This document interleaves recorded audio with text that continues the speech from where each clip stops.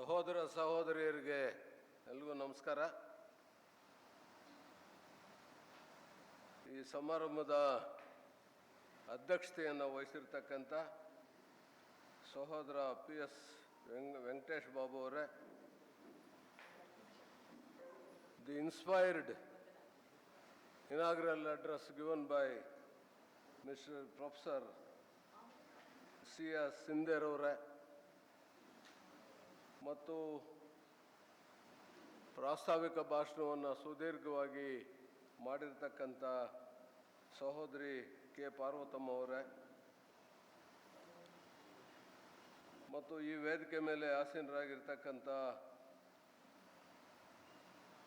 ಸಹೋದರಿ ರತ್ನಾಕರಂ ಮಾಧವಿ ಅವರೇ, ಸಹೋದರ ಜಯರಾಮಪ್ಪನವರೇ ಮತ್ತು ಈ ಸತ್ಯಕಾಮ ಲಾಡ್ಜ್ ಸುವರ್ಣ ಮಹೋತ್ಸವದ ಬಗ್ಗೆ ಮತ್ತು 50 ವರ್ಷದ ಪಯಣ ಹೇಗಿತ್ತು ಅನ್ನೋದ್ರ ಬಗ್ಗೆ ತಿಳಿಸಿರ್ತಕ್ಕಂಥ ಸಹೋದರ ವೆಂಕಟರೆಡ್ಡಿ ಅವರೇ ಮತ್ತು ನನ್ನ ಬಗ್ಗೆ ಕೆಲವು ಒಳ್ಳೆಯ ಮಾತುಗಳನ್ನು ಆಡಿನರ ಅರ್ಹನಲ್ಲದೆ ಇದ್ರೂ ಸಹ ಈ ಸ್ವಾಗತ ಭಾಷಣವನ್ನು ಮಾಡ್ತಾ ಇದ್ದಾಗ ನಮ್ಮ ಶಿಷ್ಯ ಹಾಸ್ಟೆಲ್ನಲ್ಲಿದ್ದಾಗ ಅದರಿಂದ ಪ್ರೀತಿಯಿಂದ ಮಾತನಾಡಿರ್ಬೋದು. ಮಾನ್ಯ ಚೌಡರೆಡ್ಡಿ ಅವರೇ ಮತ್ತು ಎಲ್ಲ ಸಹೋದರ ಸಹೋದರಿಯರೇ, ಈ ಒಂದು ಕಾರ್ಯಕ್ರಮದಲ್ಲಿ ಭಾಷಣ ಮಾಡೋದಕ್ಕೆ ನಾನು ಸೂಕ್ತ ವ್ಯಕ್ತಿ ಅಲ್ಲ. ಕಾರಣ ಏನು ಅಂದರೆ, ನಮ್ಮ ಮಾಧ್ಯಮಿತ್ರರು ಇಲ್ಲಿದ್ದಾರೆ. ನಾನು ಥಿಯಾಸಫಿ ಬಗ್ಗೆ ಹೆಚ್ಚಿನ ಅಧ್ಯಯನ ಮಾಡಿದವನು ಅಲ್ಲ, ಆದರೆ ಹೆಚ್ಚಿನ ಆಳದಲ್ಲಿ ತಿಳ್ಕೊಂಡಿರೋನು ಅಲ್ಲ. ಆದರೆ ಮಾನ್ಯ ಜಯರಾಮಪ್ಪನವರು, ಸಹೋದರ ಚೌಡರೆಡ್ಡಿಯವರು, ಸಹೋದರ ವೆಂಕಟರೆಡ್ಡಿಯವರು ಒಂದು ಪ್ರೀತಿಯಿಂದ ನನ್ನ ಕರೆದು ಇಲ್ಲೆರಡು ಮಾತನಾಡಬೇಕು ಅಂತೇಳಿದ್ರೆ ನಾನು ಥಿಯಾಸಫಿಕಲ್ ಬಗ್ಗೆ ಮಾತನಾಡೋಕ್ಕೆ ಹೋಗಲ್ಲ. ಯಾಕೆಂದರೆ ಇನ್ನು 3 ದಿವಸ ನಿಮ್ಮ ಈ ಒಂದು ಶಿಬಿರ ನಡೀತದೆ. ಭಾಳ ಅತ್ಯುತ್ತಮವಾದ ಇವಾಗ what mister Scindia ji has given a inspired inaugural address like so many people going to address you. ಕೆಲವು ಸಾಮಾಜಿಕವಾಗಿರ್ತಕ್ಕಂಥ ಕೆಲವು ಮಾತುಗಳನ್ನು ನಾನು ಹಂಚ್ಕೊಳ್ಳಿಕ್ಕೆ ನಿಮ್ಮಲ್ಲಿ ಬಯಸ್ತೇನೆ. ಇವತ್ತು ನಾವು ಪ್ರಪಂಚದಲ್ಲಿ ಭಾಳಷ್ಟು ಮುಂದುವರೆದಿದ್ದೇವೆ. ವಿಜ್ಞಾನದಲ್ಲಿ ಆಗ್ಬೋದು, ವಿದ್ಯೆಯಲ್ಲಾಗ್ಬೋದು, ಆಧ್ಯಾತ್ಮಿಕದಲ್ಲಿ ಆಗ್ಬೋದು. ಯಾಕಂದರೆ ವಿಜ್ಞಾನದಲ್ಲಿ ತಿಳ್ಕೊಂಡ್ರೆ ಇವತ್ತು ಆರ್ಟಿಫಿಷಿಯಲ್ ಇಂಟೆಲಿಜೆನ್ಸಿ, ಮತ್ತು ನಾವು ಚಂದ್ರಲೋಕಕ್ಕೆ ಹೋಗಿ ಬಂದಿದ್ದಾಯಿತು, ಇನ್ನು ಸೂರ್ಯಲೋಕಕ್ಕೆ ಹೋಗಲಿಕ್ಕೆ ಪ್ರಯತ್ನ ಪಡ್ತಾ ಇದ್ದೇವೆ. ಸಮುದ್ರದಲ್ಲಿ ರೈಲನ್ನು ಓಡಿಸ್ತಕ್ಕಂಥ ನಾವು ಆ ಪ್ರಾವೀಣ್ಯತೆಯನ್ನು ಪಡ್ಕೊಂಡಿದ್ದೇವೆ. ಮತ್ತು ಪ್ರಪಂಚದಲ್ಲಿ 3ನೇ ಒಂದು ಆರ್ಥಿಕ ಬೆಳವಣಿಗೆಯಲ್ಲೂ ಬೆಳೀಲಿಕ್ಕೆ ಪ್ರಯತ್ನ ಪಟ್ಟಿದ್ದೇವೆ. ಮತ್ತು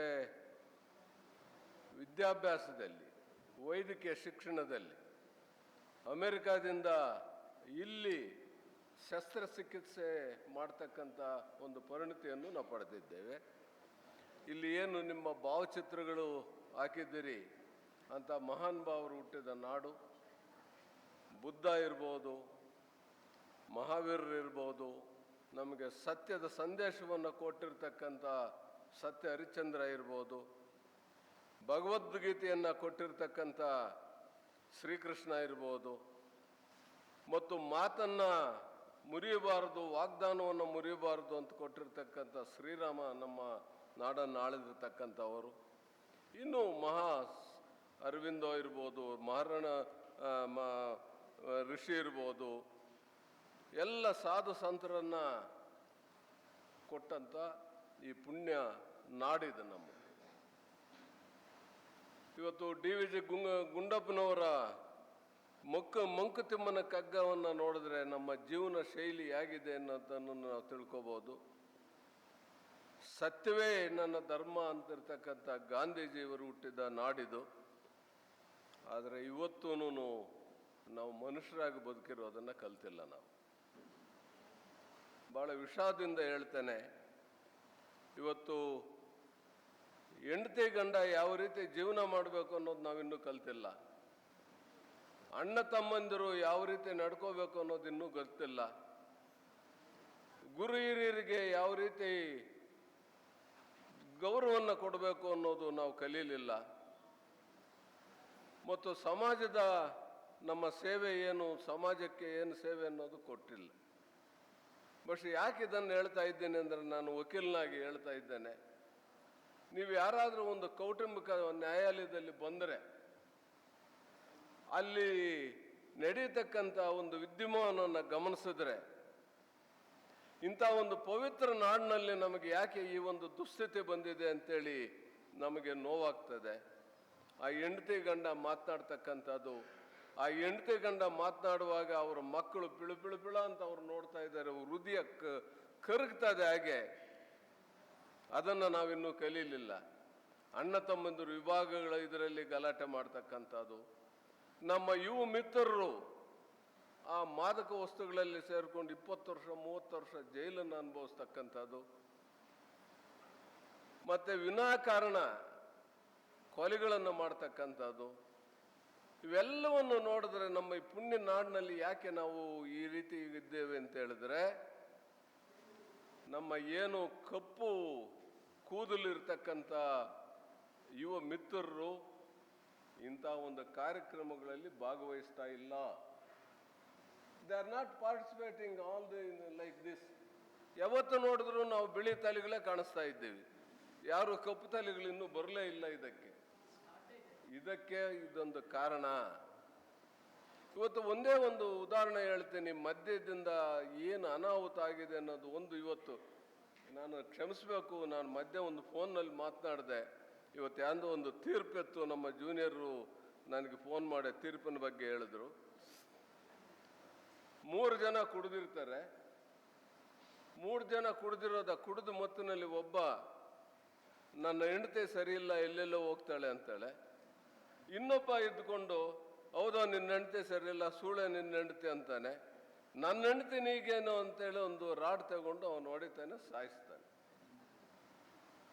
ಎಂಥ ವಿಪರ್ಯಾಸ ಇದು! ಇಂಥ ಪುಣ್ಯದ ನಾಡಲ್ಲಿ ನಾವು ಹುಟ್ಟಿ ಇಂಥ ದೃಶ್ಯಗಳನ್ನು ನೋಡಬೇಕಾದ್ರೆ ಎಂಥ ವಿಪರ್ಯಾಸ. ಆ ಯುವಕರು 17 ವರ್ಷ 18 ವರ್ಷ 19 ವರ್ಷ ಇಂಥ ಆ ಜೈಲುಗಳಲ್ಲಿ ಆ ಗಾಂಜಾ ಅಫೀಮು ಇಂಥ ಜೈಲುಗಳಲ್ಲಿ ಸಿಕ್ಕಿ ಇವತ್ತು ಕೊಳಿತಾ ಇದ್ದಾರೆ. ಈ ಒಂದು ವಿಪರ್ಯಾಸ ಏನು ಅಂತ ಹೇಳಿದ್ರೆ, ನಾವು ಸಂಸ್ಕಾರವನ್ನು ಬೆಳೆಸ್ಕೊಳ್ಳಿಲ್ಲ, ಒಂದು ಸಾಮಾಜಿಕ ಕಳಕಳಿಯನ್ನು ನಾವು ಬೆಳೆಸ್ಕೊಳ್ಳಿಲ್ಲ. ಇವತ್ತು ಭಗವಂತ ನಮ್ಮನ್ನು ಮೊದಲು ಸೃಷ್ಟಿ ಮಾಡಲಿಲ್ಲ. ಭಗವಂತ ಸೃಷ್ಟಿ ಮಾಡಿದ್ದು ಪ್ರಕೃತಿಯನ್ನು. Mister Scindia ji is given a noble address today in respect of ಸ್ವಾರ್ಥ and ನಿಸ್ವಾರ್ಥ. ಆ ಭಗವಂತ ಸೃಷ್ಟಿ ಮಾಡಿದ್ದು ಪ್ರಕೃತಿಯನ್ನು. ಆ ಪ್ರಕೃತಿ ನಮಗೆ ಕೊಟ್ಟಿರೋ ಕೊಡುಗೆ ಏನು ಅಂತ ಹೇಳಿದ್ರೆ, ನದಿ ಹರಿತದೆ, ನದಿ ನೀರನ್ನು ಕುಡಿಯಲ್ಲ, ನಾವು ಕುಡಿತೇವೆ. ಆಕಳು ಹಾಲು ಕೊಡ್ತದೆ, ಆಕಳು ಹಾಲು ಕುಡಿಯಲ್ಲ, ನಾವು ಕುಡಿತೇವೆ. ಈ ಮರ ಗಾಳಿ ಬೆಳಕು, ಗಾಳಿ ಸಿಡಿಲು, ಮಳೆ ಎಲ್ಲಕ್ಕೂ ತಡ್ಕೊಂಡು ಅವು ಆಕ್ಸಿಜನ್ ಪ್ಲಾಂಟ್ಸ್ ಆಗ್ತದೆ, ನಮಗೆ ಫಲವನ್ನು ಕೊಡ್ತದೆ, ನೆರಳನ್ನು ಕೊಡ್ತದೆ. ಅದು ಸುಖ ಭೋಗಿಸೋಲ್ಲ. ಮತ್ತು ಗಾಳಿ ಇರ್ಬೋದು, ಸೂರ್ಯ ಇರ್ಬೋದು, ಚಂದ್ರ ಇರ್ಬೋದು, ಆ ಪ್ರಕೃತಿಯನ್ನು ಕೊಡ್ತದೆ. ಆ ಪ್ರಕೃತಿ ಎಲ್ಲವನ್ನು ನಮಗೆ ಕೊಟ್ಟಾಗ what is our duty to the society? ಏನು ನಾವು ಸಮಾಜಕ್ಕೆ ಕೊಡ್ತಕ್ಕಂಥದ್ದು? ಬೈ ವೇ ಆಫ್ ಸರ್ವಿಸ್, ಸೇವೆ ಮುಖಾಂತರ ಕೊಡ್ತಕ್ಕಂಥದ್ದು. ಇವತ್ತು ನೀವು ಈ ಲಾಡ್ಜ್ನಲ್ಲಿ ಏನು ಸೇವೆ ಮಾಡ್ತಾ ಇದ್ದಾರೆ, ಆ ಸೇವೆ ಮುಖಾಂತರ ಕೊಡ್ತಕ್ಕಂಥದ್ದು. ಇದನ್ನು ಇಂಥ ಸಂದರ್ಭದಲ್ಲಿ ಸ್ವಾಮಿ ವಿವೇಕಾನಂದರು ಹೇಳಿರ್ತಕ್ಕಂಥದ್ದೊಂದನ್ನು ಜ್ಞಾಪಕ ಮಾಡಬೇಕು. They alone live who lives for others. They who lives for themselves, they are dead rather than alive. ಯಾರು ಪರರಿಗಾಗಿ ಬದುಕುತ್ತಾರೋ ಅವ್ರು ಯಾವಾಗಲೂ ಬದುಕಿರ್ತಾರೆ, ಸತ್ತಿದ್ರು ಅವ್ರು ಬದುಕಿದ್ದಂಗೆ. ಯಾರು ತನಗಾಗಿ ಬದುಕ್ತಾರೋ ಅವರು ಬದುಕಿದ್ರು ಸತ್ತಂಗೆ. ಅಂದರೆ ನಾವು ಏನು ಸಮಾಜದಿಂದ ಪಡಿತೀವಿ, ಏನು ಪ್ರಕೃತಿಯಿಂದ ಪಡಿತೀವಿ, ಏನು ರಾಮಕೃಷ್ಣ ಪರಮಹಂಸರಂಥವರು, ಅರಬಿಂದೋ ಅಂತವರು, ವಿವೇಕಾನಂದ ಅವರಂಥವರು ನಮಗೆ ಈ ಒಂದು ಸಂದೇಶವನ್ನು ಕೊಟ್ಟೋದಾಗ ನಾವು ಯಾವ ರೀತಿ ಸಮಾಜಕ್ಕೆ ಕೊಡುಗೆಯನ್ನು ಕೊಡಬೇಕು ಅಂತ ಹೇಳಿದ್ರೆ ಬೈ ಆಫ್ ಸರ್ವಿಸ್. ಏನು ಭಗವಂತನಿಗೆ ದುಡ್ಡು ಕೊಡೋಕ್ಕಾಗುತ್ತಾ? ಕೊಡೋಕ್ಕಾಗಲ್ಲ. ಸರ್ವಿಸ್ ಅಂದರೆ ನಾನಾ ರೀತಿಯ ಸರ್ವಿಸ್ ಮಾಡ್ಬೋದು. ಇವತ್ತು ನೀವು ಮಾಡ್ತಕ್ಕಂಥ ಸರ್ವಿಸು ಸಮಾಜಕ್ಕೆ, ಅಥವಾ ದುಡ್ಡಿರ್ತಕ್ಕಂಥವನು ಯಾವುದಾದ್ರೂ ಇಂಥ ಬಿಲ್ಡಿಂಗ್ಗಳು ಕಟ್ಟಿ ಇಂಥ ಕಾರ್ಯಕ್ರಮಗಳು ಮಾಡೋದು, ಅದೊಂದು ಸರ್ವಿಸು. ವಿದ್ಯೆ ಬಂದಿರತಕ್ಕಂಥವನು ವಿದ್ಯೆ ದಾನ ಮಾಡ್ತಕ್ಕಂಥ ಒಂದು ಸರ್ವಿಸು. ವೈದ್ಯರು ಬರೀ ಕಮರ್ಷಿಯಲ್ ಆಗದೆ, ವಕೀಲರು ಬರೀ ಕಮರ್ಷಿಯಲ್ ಆಗದೆ ತಮ್ಮ ವೃತ್ತಿಯನ್ನು ನಡೆಸ್ಕೊಳ್ತಕ್ಕಂಥದ್ದು, ದಿಸ್ ಈಸ್ ಅ ಸರ್ವಿಸ್ ಅಂತ ಇದನ್ನು ನಾವು ಮಾಡಬೇಕಾಗಿದೆ. ಟೀಕೆ ಟಿಪ್ಪಣಿಗಳು ಬರ್ತವೆ, ಕೆಲಸ ಮಾಡುವಾಗ ಟೀಕೆ ಟಿಪ್ಪಣಿಗಳು ಬರ್ತವೆ. ಒಳ್ಳೆ ಕೆಲಸ ಮಾಡುವಾಗ ಈ ಲಾಡ್ಜನ್ನು ನೀವು ಕಟ್ಟಿ, ಈ ಸುಂದರವಾದ ಭವನವನ್ನು ಕಟ್ಟಿ, ಈ ಶ್ರೇಷ್ಠವಾದ ಉಪನ್ಯಾಸಗಳನ್ನು ಮಾಡಿ ಆಯೋಜಿಸ್ತಕ್ಕಂಥ ಯಾರು ಆಯೋಜಕರಿದ್ದಾರೆ ಅವರು ಟೀಕೆ ಟಿಪ್ಪಣಿಗಳಿಂದ ಹೊರತುಪಟ್ಟಿಲ್ಲ.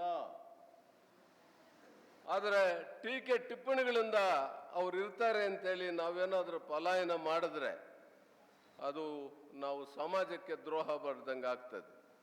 ಯಾಕಂತ ಹೇಳಿದ್ರೆ APJ ಅಬ್ದುಲ್ ಕಲಾಂ ಅವರು ಹೇಳ್ತಾರೆ, ಏನು ಸುತ್ತಿ ಹ್ಯಾಮರ್ ಇದೆಯಲ್ಲ, ಆ ಸುತ್ತಿ ಕಲ್ಲನ್ನು ಕೆತ್ತಾಗ ಆ ಕಲ್ಲು ವಿಗ್ರಹ ಆಗ್ತದೆ, ಆದರೆ ಸುತ್ತಿಯಾಗೆ ಉಳಿತದೆ. ಅದರಿಂದ ಟೀಕೆ ಟಿಪ್ಪಣಿಗಳಿಗೆ ನಾವು ಹೆದರಬೇಕಾಗಿಲ್ಲ. ನಾವು ಹೇಳ್ತಕ್ಕಂಥದ್ದು ಉತ್ತರ ಇಬ್ಬರಿಗೆ, ನನ್ನ ಆತ್ಮಕ್ಕೆ ಮತ್ತು ಭಗವಂತನಿಗೆ. ನಾವು ಕೆಟ್ಟ ಕೆಲಸ ಮಾಡ್ತಾ ಇದ್ದೀವ ಅಥವಾ ಒಳ್ಳೆ ಕೆಲಸ ಮಾಡ್ತಾ ಇದ್ದೀವ ಅಂತೇಳಿ ಹೇಳ್ತಕ್ಕಂಥದ್ದು. ಆ ಒಂದು ಸರ್ವಿಸನ್ನು ಮಾಡೋಣ. ಮತ್ತು ಒಂದು ವಿಷಯವನ್ನು ನಾನು ಪ್ರಸ್ತಾಪ ಮಾಡಲಿಕ್ಕೆ ಬಯಸ್ತೇನೆ. ನಮ್ಮಲ್ಲಿ ಎಲ್ಲ ಥರದ ಜನ ಇದ್ದೇವೆ, all kind of people are here. ಇವಾಗ ಒಂದೇ ಒಂದು ಹೂವಿನ ಗಿಡ ಇರ್ತದೆ ಅಂತ ಇಟ್ಕೊಳ್ರಿ. ಆ ಹೂವಿನ ಗಿಡವನ್ನು, ಅದರಲ್ಲಿ ಬಿಟ್ಟಿರ್ತಕ್ಕಂಥ ಹೂವನ್ನು ಒಬ್ಬ ಪರಿಸರ ಪ್ರೇಮಿ ಏನಾದರೂ ನೋಡಿದ್ರೆ ಅದನ್ನು ಯಾವ ರೀತಿ ಕಾಪಾಡಬೇಕು, ಯಾವ ರೀತಿ ರಕ್ಷಿಸಬೇಕು ಅಂತ ಯೋಚನೆ ಮಾಡ್ತಾನೆ. ಒಬ್ಬ ಕವಿ ಅದನ್ನು ನೋಡಿದಾಗ ಅದರ ಮೇಲೆ ಒಂದು ಕವನ ಬರೀತಾನೆ. ಒಬ್ಬ ಪ್ರೇಮಿಯ ಹೂವನ್ನು ನೋಡಿದಾಗ ಕಿತ್ಕೊಂಡು ಹೋಗಿ ನನ್ನ ಪ್ರೇಯಸಿ ತಲೆಯಲ್ಲಿಡಬೇಕು ಅಂತ ಹೇಳ್ತಾನೆ. ಒಬ್ಬ ಅರ್ಚಕ ಅದನ್ನು ಕಿತ್ಕೊಂಡಾಗ ದೇವರ ಪಾದದಲ್ಲಿ ಇಡಬೇಕು ಅನಿಸ್ತಾನೆ. ಒಬ್ಬ ಕಟಕ ಬಂದಾಗ ಅದನ್ನು ಕಿತ್ತು ಎಸಿಬೇಕು ಅಂತಾನೆ. ಇಷ್ಟೆಲ್ಲನೂ ನಮ್ಮಲ್ಲಿ ಜನ ಇದ್ದೇವೆ. ಆದ್ದರಿಂದ ನಾವು ಯಾವುದನ್ನು ಆರಿಸ್ಕೋಬೇಕು, ಯಾವುದನ್ನು ಬಿಡಬೇಕು ಅನ್ನೋದನ್ನು ನಮಗೆ ಬಿಟ್ಟಿರ್ತಕ್ಕಂಥ ವಿಷಯ. ಈ ಅಹಂಕಾರಿ ಜನಗಳಿದ್ದಾರೆ, ಕಲ್ಲಿಂದ ಕೆತ್ತನೆಯನ್ನು ಮಾಡಿ ಆ ಕಲ್ಲನ್ನು ವಿಗ್ರಹವನ್ನು ಮಾಡಬಹುದು. ಆದರೆ ಅಹಂಕಾರಿ ವ್ಯಕ್ತಿಗಳಿಗೆ, ದುರಹಂಕಾರಿ ವ್ಯಕ್ತಿಗಳಿಗೆ ಅವು ಯಾವ ರೀತಿಯೂ ನಾನು ಮಾಡಲಿಕ್ಕಾಗಲ್ಲ. ಇವಾಗ ಒಂದೇ ಒಂದು ಉದಾಹರಣೆಯನ್ನು ಕೊಡ್ತೇನೆ. ಆ ವಿಷ, ಒಂದು ತೊಟ್ಟು ವಿಷ ಒಂದು ಕಂಡಿಗೆ ಹಾಲನ್ನು ವಿಷ ಮಾಡ್ತದೆ. ಆದರೆ ನೀವು 10 ಕಂಡಿಗೆ ಹಾಲನ್ನು, ಆ ವಿಷದ ಒಂದು ತೊಟ್ಟು ವಿಷ ಇರ್ತದಲ್ಲ, ಅದನ್ನು ಹಾಲು ಮಾಡಲಿಕ್ಕೆ ಸಾಧ್ಯ ಇಲ್ಲ. ಅಂಥ ವಿಕೃತ ಮನಸ್ಸುಗಳನ್ನು ನಾವು ದೂರಕ್ಕಿಟ್ಟು ನಮ್ಮಲ್ಲಿ ಏನು ಒಂದು ಗುಪ್ತ ಚೇತನ ಇದೆ, ಅದೇ ಥಿಯೋಸಾಫಿಕಲ್ ಸೊಸೈಟಿಯಲ್ಲಿ ಹೇಳಿರ್ತಕ್ಕಂಥ ಇದು, ಅದನ್ನು ನೀವು ತಿಳ್ಕೋಬೇಕಾಗ್ತದೆ. ಮತ್ತು ಇನ್ನೊಂದು ವಿಷಯವನ್ನು ನಾನು ಪ್ರಸ್ತಾಪ ಮಾಡ್ತೇನೆ. ಈ ಮಹಾನ್ ದಾರ್ಶನಿಕರು, ತತ್ವಜ್ಞಾನಿಗಳು ಯಾವಾಗಲೂ ತಮಗಾಗಿ ಯೋಚನೆ ಮಾಡಿದಾರಲ್ಲ. ಅವರು ಇಡೀ ಜೀವನವೆಲ್ಲವನ್ನು ತಮ್ಮಾಗಲಿ ತಮ್ಮ ಕುಟುಂಬಕ್ಕಾಗಲಿ ಯೋಚನೆ ಮಾಡಿದವರಲ್ಲ. Their entire life dedicated to the society, their entire life dedicated to the people. ಯಾರೇ ಆಗ್ಬೋದು, ಇಲ್ಲಿ ಫೋಟೋಗಳಿದೆ, ಅವರೇ ಆಗ್ಬೋದು, ಬುದ್ಧ ಆಗ್ಬೋದು, ನಮ್ಮ ಋಷಿಗಳಾಗ್ಬೋದು, ಸಂತರಾಗ್ಬೋದು, ಎಲ್ಲರೂ ತಮ್ಮ ಜೀವನವನ್ನು ಸಮಾಜಕ್ಕಾಗಿ ಮುಡಿಪಿಟ್ಟು ಇದ್ದಿರ್ತಕ್ಕಂಥವ್ರು. ಅಂಥ ಒಂದು ಸಂತರ ಇದನ್ನು ನಾವಿದ್ದಾಗ ನಾವೂ ಅವರ ಒಂದು ಅನುಯಾಯಿಗಳಾಗೋದಕ್ಕೆ ಅದು ಕಿಚ್ಚಂತೂ 1% ಆದರೂ ಅವರಿಗೆ ಒಂದು ಗೌರವವನ್ನು ಕೊಟ್ಟು ಅವರನ್ನು ಕೊಡಬೇಕು. ಇವಾಗ ನಮ್ಮ ಹಿಂದೂ ಧರ್ಮ ಇದೆ, ಎಲ್ಲ ಧರ್ಮಗಳು ಒಂದೇ. ನಮಗೆ ಬೈಬಲ್ ಇದೆ, ಮಹಾಭಾರತ ಇದೆ, ಭಗವದ್ಗೀತೆ ಇದೆ, ಕುರಾನ್ ಇದೆ, ಗ್ರಂಥ ಸಾಹೇಬ್ ಇದೆ. ಎಲ್ಲವನ್ನು ಹೇಳ್ತಕ್ಕಂಥದ್ದು ಒಂದು ಶಾಂತಿ, ಸತ್ಯ, ಎಲ್ಲವನ್ನೂ ಅಷ್ಟೇ ಹೇಳ್ತಕ್ಕಂಥದ್ದು. ಆದರೆ ಹುಟ್ಟುತ್ತಾ ನಾವು ಏನಾಗ್ತೇವೆ, ಮನುಷ್ಯರಾಗ್ತೇವೆ, ಬರ್ತಾ ಬರ್ತಾ ರಾಕ್ಷಸದ ಸ್ವಭಾವವನ್ನು ಕಲ್ತ್ಕೊಳ್ತೇವೆ. ಅದರಿಂದಾನೇ ಈಗ ಈ ಪ್ರಪಂಚದಲ್ಲಿ ಯುದ್ಧಗಳಾಗ್ತಕ್ಕಂಥದ್ದು. ಯಾರೋ ಒಬ್ಬರ ಪ್ರತಿಷ್ಠೆಗೋಸ್ಕರ ಇಡೀ ಮಾನವ ಜೀವನವನ್ನು ನಾಶ ಮಾಡ್ತಕ್ಕಂಥ ಒಂದು ಇದು ಏನು ಅಂದರೆ, ಇಂಥ ಥಿಯಾಸಫಿಯನ್ನು ತಿಳ್ಕೊಳ್ಳದೆ ಇರತಕ್ಕಂಥ ಮೂರ್ಖರು ಆ ರೀತಿ ಮಾಡ್ಕೊಂಡು ಹೋಗ್ತಾ ಇರ್ತಾರೆ. ಅದರಿಂದ ಆ ಪ್ರಕೃತಿಯನ್ನು ನಾವು ಪೂಜಿಸಬೇಕು. ಮತ್ತು ವಿಶೇಷವಾಗಿ ನಮ್ಮ ಸಹೋದರಿಯರು ಭಾಳಷ್ಟು ಸಂಖ್ಯೆಯಲ್ಲಿ ಇಲ್ಲಿ ಸೇರಿದ್ದೀರಿ, ಅವರಿಗೆ ನಾನು ಧನ್ಯವಾದಗಳನ್ನು ತಿಳಿಸ್ತೇನೆ. ತಾವು ಬರೋದೇ ಅಲ್ಲ, ತಮ್ಮ ಮಕ್ಕಳನ್ನು ಪ್ರಕೃತಿಗೆ ಪರಿಚಯಿಸಿ. ಯಾಕೆಂದರೆ ಭಾಳ ಜವಾಬ್ದಾರಿ ನಮ್ಮ ಸಹೋದರರ ಮೇಲಿದೆ. ನಮ್ಮ ಮಕ್ಕಳನ್ನು ಸರಿ ದಾರಿಗೆ ಎಳಿಬೇಕಾದ್ರೆ ಯಾವತ್ತೂ ಸಂಸ್ಕಾರವನ್ನು ಇರತಕ್ಕಂಥ ಅವಿದ್ಯಾವಂತ ನಮ್ಮ ಸಮಾಜಕ್ಕೆ ಕಂಟಕನಲ್ಲ. ಸಂಸ್ಕಾರ ಪಡೆದು ಸಂಸ್ಕಾರವಿಲ್ಲದೆ ವಿದ್ಯಾವಂತನಾಗೋದು ನಮ್ಮ ಸಮಾಜಕ್ಕೆ ಕಂಟಕ. ಕಾರಣ ಏನಂದರೆ, ನಾನು ಒಳ್ಳೆ ಪದವಿಯಲ್ಲಿದ್ದೇನೆ, ನಾನು ಒಳ್ಳೆ ಸೈಂಟಿಸ್ಟು, ನಾನು ಡಾಕ್ಟ್ರು, ಅಥವಾ ನಾನು ದೊಡ್ಡ ಹುದ್ದೆಯಲ್ಲಿದ್ದೇನೆ, IAS ಆಫೀಸರ್ ಆಗಿದ್ದೇನೆ. ಎಲ್ಲ IAS ಆಫೀಸರ್ಗಳಾಗಿದ್ದು ಒಳ್ಳೆ ಪದವಿಯಲ್ಲಿದ್ದು ತಮ್ಮ ತಂದೆ ತಾಯಿಗಳನ್ನು ವೃದ್ಧಾಶ್ರಮಕ್ಕೆ ಕಟ್ತಕ್ಕಂಥ ನಕಾರವಾದ ನಮಗೆ ವಿದ್ಯೆ ಬೇಕಾಗಿಲ್ಲ. ಅದನ್ನು ನಾವು ಅರಿಬೇಕಾಗ್ತದೆ.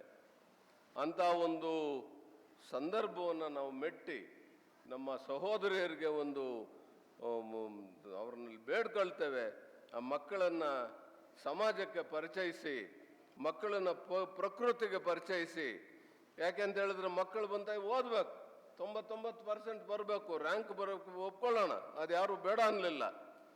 ಅದೇ ರೀತಿಯಾಗಿ ನಿಮಗಿಷ್ಟೆಲ್ಲ ಸವಲತ್ತನ್ನು ಕೊಟ್ಟಾಗ, ಒಂದು ಆರೋಗ್ಯವನ್ನು ಕೊಟ್ಟಾಗ, ಬದುಕಕ್ಕೆ ಒಂದು ದಾರಿಯನ್ನು ತೋರಿಸುವಾಗ, ಅದೆಲ್ಲ ಇಟ್ ಈಸ್ ನಾಟ್ ಅವನ್ ಆನ್ಸೆಸ್ಟ್ರಲ್ ಪ್ರಾಪರ್ಟಿ, ಅದೆಲ್ಲ ಭಗವಂತ, ಅದೆಲ್ಲ ಸಮಾಜ ಕೊಟ್ಟಿರ್ತಕ್ಕಂಥ ಅಥವಾ ಪ್ರಕೃತಿ ಕೊಟ್ಟಿರ್ತಕ್ಕಂಥ ನಮಗೆ ಬಳುವಳಿ. ಅದನ್ನು ನಾವು ತಿಳ್ಕೊಂಡು ಆ ಸಮಾಜದಕ್ಕೆ ಪರಿಚಯಿಸಿ, ಮಕ್ಕಳನ್ನು ಪ್ರಕೃತಿಗೆ ಪರಿಚಯಿಸಿ. ನಾನು ಕೆಲವು ಮನೆಗಳನ್ನು ನೋಡ್ತೇನೆ, ಕೆಲವು ಟೆಕ್ಕೆಗಳನ್ನು ನೋಡ್ತೇನೆ. ಪ್ರವಾಸ ಹೋಗುವಾಗ ಏನೂ ತಲೆ ಮೇಲೆ ಬಿದ್ದಂಗೆ ಮಕ್ಕಳನ್ನು ಪ್ರಕೃತಿಗೆ ಪರಿಚಯಿಸಿದ್ರೆ ಯಾವ ರೀತಿ ಹಕ್ಕಿಗಳು ಹಾರಾಡ್ತವೆ, ಯಾವ ರೀತಿ ಇರುವೆಗಳು ಹೋಗ್ತವೆ, ಯಾವ ರೀತಿ ಜೇನು ನೊಣ ಕೆಲಸ ಮಾಡ್ತದೆ, ಇದೆಲ್ಲನೂ ಮಕ್ಕಳಿಗೆ ಪರಿಚಯಿಸಿದ್ರೆ ಅವರಿಗೆ ಸಮಾಜದ ಬಗ್ಗೆ ಕಳಕಳಿ ಬರ್ತದೆ. ಅವರು ಒಂದು ದೊಡ್ಡ ವ್ಯಕ್ತಿಗಳಾಗ್ತಾರೆ, ಅವರು ದೇಶದ ಒಂದು ಭಕ್ತರಾಗ್ತಾರೆ. ಅದನ್ನು ದಯವಿಟ್ಟು ನೀವು ಮಕ್ಕಳನ್ನು ಬೇಲಿ ಹಾಕಿ ಬೆಳೆಸಬೇಡ್ರಿ, ಸಮಾಜಕ್ಕೆ ಅವರನ್ನು ಪರಿಚಯಿಸಿ ಅಂತ ಹೇಳ್ತಾ, ಇನ್ನೊಂದು ವಿಷಯವನ್ನು ನಾನು ಪ್ರಸ್ತಾಪ ಮಾಡಲಿಕ್ಕೆ ಬಯಸ್ತೇನೆ. ಇಂಥ ಕಾರ್ಯಗಳು ಮಾಡೋದು ಬಹಳ ಕಷ್ಟ. ಈ ಸಂದರ್ಭದಲ್ಲಿ ನಾವು ಯಾವುದಕ್ಕೆ ಎಷ್ಟು ಬೆಲೆ ಕೊಡಬೇಕೋ ಅಷ್ಟು ಬೆಲೆ ಕೊಡ್ತಾ ಇಲ್ಲ. ಯಾವುದಕ್ಕೆ ಎಷ್ಟು ನಾವು ಆ ಇಂಟ್ರೆಸ್ಟ್ ಕೊಡಬೇಕು ಅದನ್ನು ಕೊಡ್ತಾ ಇಲ್ಲ. ಇವತ್ತು ಇಂಥ ದೊಡ್ಡ ದೊಡ್ಡ ಕಾರ್ಯಕ್ರಮಗಳು ನಡೀತದೆ, ಇದಕ್ಕೆ ಯಾರೂ ನಮ್ಮ ಕಪ್ಪದ ಕೂದಲಿರ್ತಕ್ಕಂಥ ಸಹೋದರರು ಬರೋಲ್ಲ.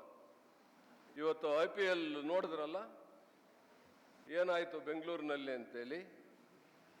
ನೋಡೋಣ, ನಮ್ಮ ಚೆನ್ನಾಗಿ ಆಡಿದ್ದಾರೆ, ಅವರಿಗೆ ಒಂದು ಶಬಾಷ್ಗಿರಿ ಹೇಳೋಣ. ಅದಕ್ಕೆ ಇಲ್ಲಿನ ಜನ ಹೋಗಿ ಲಕ್ಷಾಂತರ ಜನ ಹೋಗಿ ನೂರಾರು ಜನನ ಸಾಯಿಸಿ, ಇದು ಯಾವ ರೀತಿ, ಯಾವ ನ್ಯಾಯ? ಇದನ್ನು ಯಾವ ನ್ಯಾಯ ಒಪ್ತದೆ? ಸೊ ಆದ್ದರಿಂದ ಆ ಮಕ್ಕಳನ್ನು ಒಂದು ಸಮಾಜಕ್ಕೆ ನಡೆಸುವಾಗ, ನಾವು ಪರಿಚಯಿಸುವಾಗ ಅವರು ಒಂದು ಶ್ರೇಷ್ಠ ವ್ಯಕ್ತಿಗಳಾಗ್ತಾರೆ. ಇವತ್ತು ಈ ಮಹಾತ್ಮರು ನಮ್ಮಲ್ಲಿ ಆ ಒಂದು ಚಿಂತನೆಯನ್ನು ಇಲ್ಲದೆ ಇದ್ದಿದ್ರೆ ನಾವು ಯಾವ ಮಟ್ಟಕ್ಕೆ ಇವತ್ತು ಹೋಗ್ತಾ ಇದ್ವಿ. ಇವತ್ತು ಲೂಯಿ ಪಾಶ್ಚರ್ ಅವರು ಹುಚ್ಚುನಾಯಿಗೆ ಔಷಧವನ್ನು ಕಂಡಿಡ್ತಕ್ಕಂಥವ್ರು. ಅವ್ರು ಒಂದು ದಿವಸ ಮದುವೆ ಫಿಕ್ಸ್ ಆಗ್ತಾಯಿದೆ, ಆತನಿಗೆ ಮದುವೆ ಮಂಟಪಕ್ಕೆ ಬರ್ತಾನೆ, ಏನೋ ಒಂದು ಹೊಳಿತದೆ ಆತನಿಗೆ. ಮದುವೆ ಮಂಟಪ ಬಿಟ್ಟು ಹೊರಟೋಗ್ತಾನೆ. ಹೊರಟೋಗಿ ಎಲ್ಲ ಸಂಬಂಧಿಕರೆಲ್ಲ ಬಂದಿದ್ದಾರೆ, ಮದುವೆಗೆ ಇವರೆಲ್ಲ ಬಂದಿದ್ದಾರೆ. ಎಲ್ಲಾದರೂ ಲೂಯಿ ಪಾಶ್ಚರು ಇಲ್ಲ. ಅವ್ರು ಯಾರೋ ಒಬ್ಬ ಸ್ನೇಹಿತ ಹುಡ್ಕೊಂಡೋಗಿ ಪ್ರಯೋಗಾಲಯದಲ್ಲಿ ಇರ್ತಾನೆ. ಕೇಳ್ತಾನೆ, ಏನಯ್ಯ ಪುಣ್ಯಾತ್ಮ, ನಿನಗೆ ಮದುವೆ ಮಾಡೋಕ್ಕೆ ಕೊಡಿದ್ರೆ ನೀನು ಇಲ್ಲಿ ಕೂತಿದ್ದಿ ಅಂದರೆ ನನಗೆ ಯಾವುದೋ ಒಂದು ಯೋಚನೆ ಒಳಿತು. ಆ ಯೋಚನೆ ಒಳೆದಿದ್ದನ್ನು ಇವತ್ತು ಇದನ್ನು ನನಗೆ ಮಿಂಚಿನಂತೆ ಯೋಚನೆ ಒಳಿತು, ಅದರಿಂದ ಎದ್ದು ಬಂದ ಪ್ರಯೋಗ ಮಾಡ್ತಾ ಇದ್ದೇನೆ.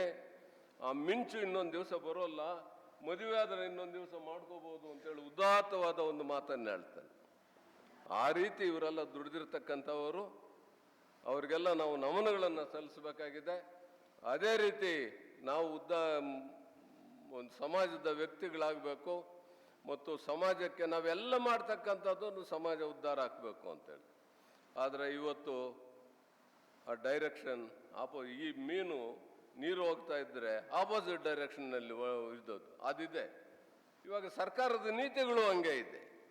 ಸರ್ಕಾರದ ನೀತಿ ಇವಾಗ ನೀವು ಕೋಲಾರಲ್ಲಿ ನೋಡಿರ್ಬೋದು, ಒಂದು ಎಕ್ಸೈಸ್ ಆಫೀಸ್ ಇದೆ, ಅಬ್ಕಾರಿ ಆಫೀಸು. ಅದರ ಕೆಳಗಡೆ ಗಾಂಧೀಜಿಯವರು ಫೋಟೋ ಹಾಕಿ ಕುಡಿತ ಬೇಡ ಅಂತಿದೆ. ಅಲ್ಲಿ ಎಕ್ಸೈಸ್ ಆಫೀಸ್ ಮುಂದ್ಗಡೆ ಸರ್ಕಾರದವರು ಒಬ್ಬೊಬ್ಬ ಇನ್ಸ್ಪೆಕ್ಟರ್ಗೂ ನೀವು ಇಷ್ಟು ಮಾರಲೇಬೇಕು, ಇಷ್ಟು ಮದ್ಯವನ್ನು ಮಾರಲೇಬೇಕು ಅಂತೇಳಿ ಅವರಿಗೆ given target to sell this. ಇದು ನಮ್ಮ ಸರ್ಕಾರ ನೀತಿ. ಆ ಸರ್ಕಾರಿ ನೀತಿ ಆಗು ಹೋಗಲು ನಮಗೆ ಬೇಕಾಗಿಲ್ಲ. ನಮ್ಮ ತನವನ್ನು ನಾವು ಉಳಿಸ್ಕೊಳ್ಳೋಣ ಅಂತ ಹೇಳ್ತಾ, ಇವತ್ತು ಸತ್ಯಕಾಮ ಲಾಡ್ಜ್ 50 ವರ್ಷ ಪೂರ್ಣಗೊಂಡು ನೀವು ಗೋಲ್ಡನ್ ಜೂಬ್ಲಿ ಮಾಡಿಸ್ತಾ ಇದ್ದೀರಿ. ನಿಮಗೆಲ್ಲ ಒಳ್ಳೆಯದಾಗಲಿ ಮತ್ತು ಮನುಷ್ಯತ್ವಕ್ಕೆ ಬೆಲೆ ಕೊಡೋಣ. ಮೊಸರಿನ ಬೆಲೆಗಿಂತ ಮೊಸರಿನಲ್ಲಿರೋ ತುಪ್ಪಕ್ಕೆ ಬೆಲೆ ಜಾಸ್ತಿ. ಮನುಷ್ಯನಿಗಿಂತ ಮನುಷ್ಯನಲ್ಲಿರೋ ಸಂಸ್ಕಾರಕ್ಕೆ ಬೆಲೆ ಜಾಸ್ತಿ. ಆದ್ದರಿಂದ ಆ ಸಂಸ್ಕಾರವನ್ನು ನಾವು ಕಲಿಯೋಣ, ನಮ್ಮ ಮಕ್ಕಳಿಗೂ ಕಲಿಸೋಣ. ಮುಂದೆ ಮಹಾ ದಾರ್ಶನಿಕರು ಏನು ಬಿಟ್ಟು ಹೋಗಿದ್ದಾರೆ ದಾರಿಯಲ್ಲಿ ಹೇಳೋಣ. ಎಲ್ಲರಿಗೂ ಹೃದಯ ಇದೆ, ಆದರೆ ಎಲ್ಲರಿಗೂ ಹೃದಯವಂತಿಕೆ ಇಲ್ಲ, ಕೆಲವರಿಗೆ ಮಾತ್ರ ಇರೋದು. ಆ ಹೃದಯವಂತಿಕೆ ಕೆಲವರಿಗಿರೋರಲ್ಲಿ ನಾವು ಒಬ್ಬರು ಆಗೋಣ ಅಂತ ಹೇಳಿ, ಇವತ್ತು ಯಾರ್ಯಾರು ಸತ್ಯಕಾಮ ಲಾಡ್ಜ್ಗೆ 50 ವರ್ಷದಿಂದ ಶ್ರಮ ಪಟ್ಟಿದ್ದೀರಿ, ಈ ಒಂದು ಉತ್ಕೃಷ್ಟವಾದ ಕಾರ್ಯಕ್ರಮಗಳನ್ನು ಮಾಡ್ತಾ ಇದ್ದೀರಿ, ಅವರೆಲ್ಲರಿಗೂ ನನ್ನ ಅನಂತನ ವಂದನೆಗಳನ್ನು ಅರ್ಪಿಸ್ತೇನೆ. ಮತ್ತು ನಾನು ಆಗಲೇ ಹೇಳಿದೆ, ಈ ಒಂದು ಕಾರ್ಯಕ್ರಮಕ್ಕೆ ಸೂಕ್ತ ವ್ಯಕ್ತಿ ಅಲ್ಲದೆ ಇದ್ರೂ ಆ ಪ್ರೀತಿಯಿಂದ ನನ್ನ ಕರೆದು ಅವ್ರ ಪ್ರೀತಿಗೆ ನಾನು ಬಂದು ಇಲ್ಲಿ ಕೆಲವು ಮಾತುಗಳನ್ನು ಆಡಲಿಕ್ಕೆ ನನಗೆ ಅವಕಾಶವನ್ನು ಕೊಟ್ಟಿದ್ದೀರಿ. ನಿಮಗೆಲ್ಲರಿಗೂ ವಂದಿಸಿ ನಾನು ಮುಗಿಸ್ತೇನೆ. ಮತ್ತು ನಿಮ್ಮೊಂದರಲ್ಲಿ ಕ್ಷಮೆ ಕೇಳ್ತೇನೆ. ನನಗೆ 6:15 ಗಂಟೆಗೆ ಇನ್ನೊಂದು ಕಾರ್ಯಕ್ರಮ ಇದೆ, ನನಗೆ ಹೊರಡ್ತಾ ಇದ್ದೇನೆ, ನಾನು ಪೂರ್ತಿ ಇರಲಿಕ್ಕಾಗಲ್ಲ. ನಿಮ್ಮಲ್ಲಿ ಕ್ಷಮೆ ಕೇಳಿ ನಾನು ನಿರ್ಗಮಿಸ್ತಾ ಇದ್ದೇನೆ ಅಂತೇಳಿ ನನ್ನ ಮಾತನ್ನು ಮುಗಿಸ್ತೇನೆ. ಜೈ ಹಿಂದ್.